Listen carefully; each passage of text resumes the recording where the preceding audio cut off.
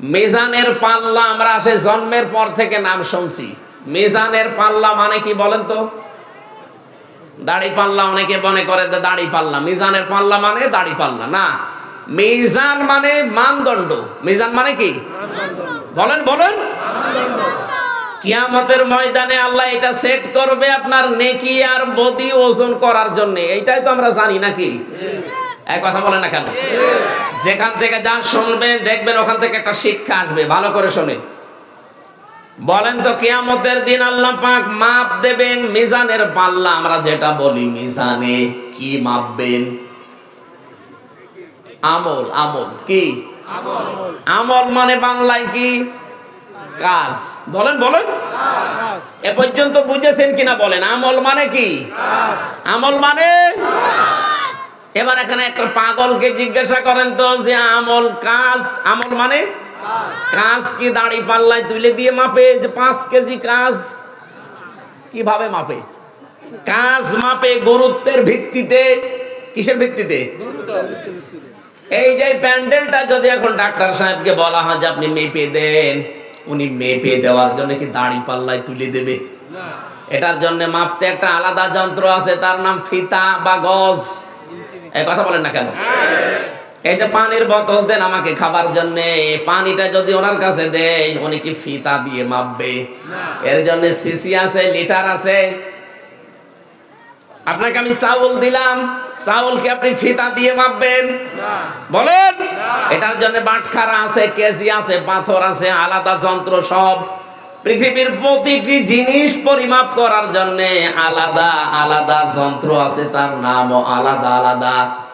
কিয়ামতের দিন আল্লাহ আমল মাপবেন। আমল মানে কাজ। আমল মানে কাজ। কোনদিন দাড়ি পাল্লায় মানুষ মাপে না। কোনদিন চিন্তা করেছেন এই শব্দটা নিয়ে যে কিয়ামতের দিন আল্লাহ মিজান সেট করবে? আর নবীকে আল্লাহ মিজান দেখিয়েছিলেন। কাজ কোনদিন মানুষ দাড়ি পাল্লা দিয়ে, সিসি দিয়ে, স্ক্যান দিয়ে, পাথর দিয়ে, কেজি দিয়ে মাপে না। কাজ মাপতে হলে লাগে গুরুত্ব। কি লাগে? গুরুত্বের ভিত্তিতে কাজটা করা লাগে। এটা মাপতে হয় গুরুত্ব দিয়ে। তাহলে গুরুত্বের দিক থেকে আপনার জীবনে যেই কাজগুলো আল্লাহ আগে দিয়েছেন ওই কাজগুলো আপনি আগে করবেন। গুরুত্বের ভিত্তিতে কাজ আগে না করে কম গুরুত্বপূর্ণ কাজ যেগুলো, ওগুলো যদি আগে করেন জীবনেও কোনো জিনিস আপনি টেকাতে পারবেন না। এই যে মঞ্চটা, এর আসল গুরুত্বপূর্ণ জিনিস হচ্ছে সামিয়ানার খুঁটি। এই কথা বলছেন না কেন? সামিয়ানার খুঁটি না থাকলে মঞ্চ টিকবে আর কেউ মঞ্চ বলবে। কিন্তু এখানে গুরুত্বহীন কিছু জিনিস আছে। এই যে কার্পেট পাড়া, এই যে মাইক দেওয়া আছে, টেবিল দেওয়া আছে, এই যে বোতল দেওয়া আছে। বলেন তো এগুলো না থাকলে মানুষ বলবে না যে এটা মঞ্চ? তাহলে এখানে গুরুত্বপূর্ণ এবং গুরুত্বহীন দুইটা জিনিস পেয়েছি। একটা সামিয়ানা আর খুঁটি আসল, আর বাকিগুলো যা আছে এগুলো অত গুরুত্বপূর্ণ না। এই জন্য জীবনে যত ইবাদত আল্লাহ আমাদের করার জন্য নির্দেশ দিয়েছেন, প্রতিটি ইবাদতে দেখবেন গুরুত্বপূর্ণ কিছু জিনিস আলাদা করা আছে আর গুরুত্বহীন কিছু জিনিস আলাদা করা আছে। নামাজে ফরজ কয়টা? 17টা। আপনি বানাচ্ছেন নতুন করে 13টা। নামাজে ফরজ কয়টা? বাইরে 7টা, ভেতরে 6টা। সব মিলে কয়টা? বলেন তো। এই যে বাইরে আর ভেতরে 13টা ফরজ। বাইরে বেশি না ভেতরে বেশি? এলাকার মানুষকে নামাজ কালাম পড়ে না নাকি? এই বাইরে বেশি না ভেতরে বেশি? বাইরে। বাইরে বেশি কোনটা? শরীর পাক। কি পাক? শরীর পাক না হলে নামাজ হবে? বলেন। শরীর পাক বলতে কি বোঝেন? এই শরীর পাক করতে হলে শুধু গোসল করলে আর ওযু করলে শরীর পাক হয়ে যায়। নবীজি জানিয়েছে কে এই শব্দের ব্যাখ্যায় তামাম দুনিয়া যত মুসলিম আছে সবাই কিন্তু একটা শরীরের মতো। এই হাদিস শোনেন না কোনোদিন? তামাম দুনিয়ার সব মুসলিম আমার উম্মত যারা দাবি করে তারা কিসের মতো? আমার এই চোখে যদি ব্যথা হয় হাতে টের পাবে, হাতে ব্যথা হলে চোখে টের পাবে। পাবে না? তামাম দুনিয়ায় 257টা দেশের ভেতরে 57টা মুসলিম দেশ, 210 কোটি মুসলিম আমরা বাস করি। যেখানেই কোন মুসলমান অত্যাচার জুলুম নির্যাতনের শিকার হবে, এখান থেকে কিছু করতে না পারলো করা লাগবে। এখান থেকে যদি ওগুলো না করে বলেন যে যা করছে করুক, লা ইলাহা ইল্লাল্লাহ, আপনি বুঝতে হবে আপনার এই জায়গাটা প্যারালাইজড হয়ে গেছে অথবা অকেজো হয়ে গেছে, এই জন্য আপনার হাতে টের পাচ্ছে না। আমার এই হাতে যদি এখন প্যারালাইজড হয়ে যায়, এই হাতে আপনি যতই আঘাত করেন এই জায়গাটা কিন্তু টের পাবে না। আরো জোরে বলেন। আমেরিকা যারা অত্যাচার করে, গাজায় যারা অত্যাচার করলো, ফিলিস্তিনে এখনো যারা অত্যাচার চালাচ্ছে, বাংলাদেশেও যারা অত্যাচার করেছে, এই দৃশ্যগুলো দেখে যদি কোনো মুসলমান বলে না ওটা আমার দলের না, ওটা আমার লোক না, যেটা করছে করুক, আমি তো ভালো আছি, আপনি মনে করবেন আপনার এই জায়গাটা প্যারালাইজড হয়ে গেছে আপনার ইমানের ভেতরে। প্যারালাইজড জিনিস যেমন নিজে নড়তে পারে না একজনের সাহায্য ছাড়া, আপনার যে ইমান, এই ইমান দিয়ে আপনি জান্নাতেও যেতে পারবেন না। আমার প্রথম পয়েন্ট ছিল আপনার শরীর পাক, এটা আমি বোঝাতে উদাহরণটা আনলাম। শরীর বলতে যেহেতু তামাম দুনিয়ার সব মুসলিম একটা শরীরের মতো, এখন আমি এই সাভার জামে মসজিদে নামাজ পড়তে যাব, এদিকে তাকান। নামাজ পড়তে যাওয়ার সময় দেখি সামনে একজন মহিলা বেপরদা, মাথায় কাপড় নেই, বুকে ওড়না নেই, এমন কায়দায় দাঁড়িয়ে আছে। আমি যদি বলি নাউজুবিল্লাহ আস্তাগফিরুল্লাহ, এইভাবে মহিলারা চলাফেরা করে, এই দেখে আমি চলে গেলাম। মনে করেন শাবনূরের মতো একটা মহিলা এরকম বেপরদায় দাঁড়িয়ে আছে, নামাজে দাঁড়িয়ে যদি আপনি সূরা কিরাত তেলাওয়াত করেন আলহামদুলিল্লাহি রাব্বিল আলামিন, আপনি যতই আল্লাহর ওলি দাবি করেন, মনে মনে খেয়াল করবেন যে আমি কি দেখি আসলাম। বলেন তো এখন কি ওই শাবনূরকে মেরে ফেলা লাগবে? না, তাকে পবিত্র করা লাগবে। তাকে পবিত্র করার মাধ্যম আল্লাহ দিয়েছেন পর্দা।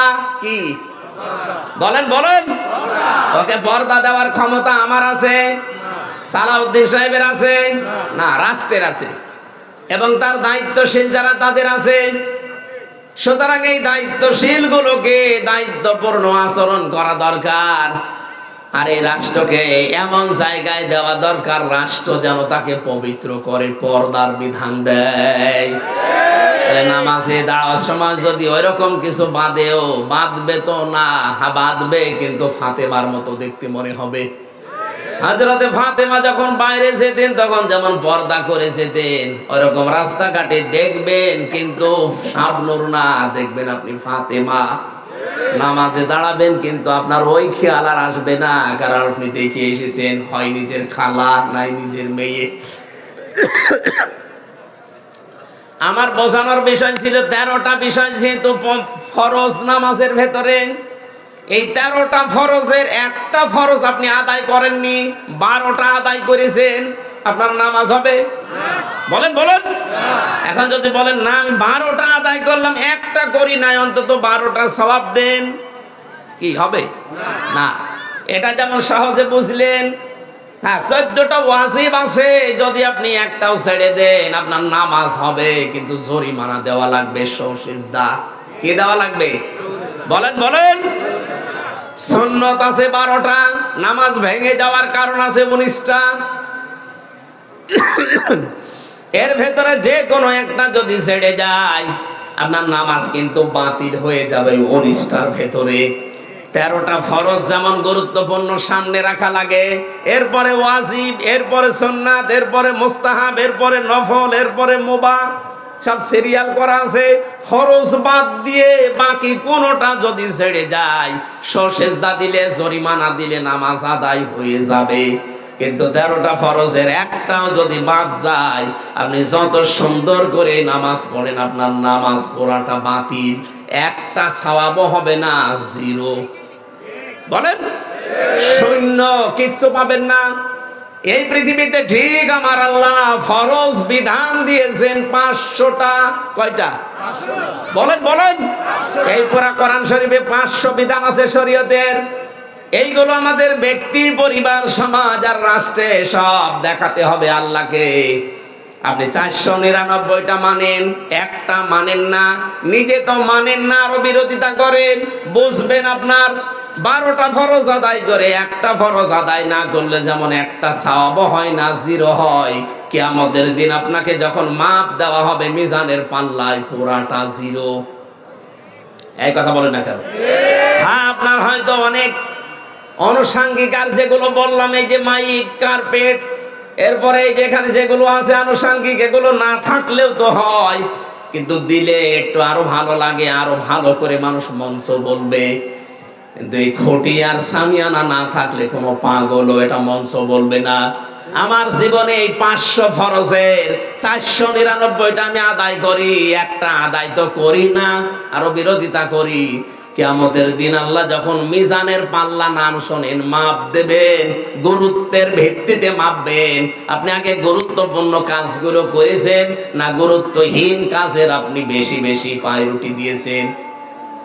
বাস্তবতা এটা, কিয়ামতে দেখবেন আপনার আমল নামা পুরাটা জিরো, শূন্য হয়ে দেখা দেবে। এই জন্য আমরা যেন 500টা অন্তত গুরুত্বপূর্ণ যেগুলো তার নাম ফরজ বলা হয় আরবিতে, এ কোরআন থেকে দেখে দেখে পড়ে নেবেন। আজকের তেলাওয়াতকৃত আয়াতে 14টা আছে।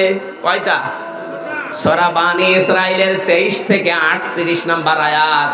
27 বছরের নবীকে আমার আল্লাহ তিনি শিখিয়েছিলেন নিজের গবেষণাগারে বসে বসে আরশ মহল্লায়। আজকে আমাদের সময় নেই, আমরা চলে যাচ্ছি। এই জন্য আপনাদেরকে আমরা থিওরি গুলো বললাম। এই রজব মাসের মূল শিক্ষা এইটা, কল্যাণময় রাষ্ট্র যদি কেউ গঠন করতে চায়, নবীকে আল্লাহ নিজে শিখিয়েছেন যে 14টা কাজ ব্যক্তি, পরিবার, সমাজ এবং রাষ্ট্রে জারি করে দেবেন। আমাদের সামনে এই রাষ্ট্র যদি কল্যাণ এবং শান্তি, স্বস্তি, নিরাপত্তা দিয়ে ঢেকে রাখতে হয়, সূরা বানী ইসরাইলের 23 থেকে 38 এই 16টা আয়াতের 14টা কর্মসূচি যারা দায়িত্বে আছেন পুঙ্খানুপুঙ্খানুভাবে আপনারা জারি করবেন এই আশা ব্যক্ত করছি। এবং চর্মচোখে যেন আমরা দেখতে পাই এ দেশটা একটা কল্যাণময় রাষ্ট্র আল্লাহ তৈরি করে দিয়েছেন। বলেন আমিন।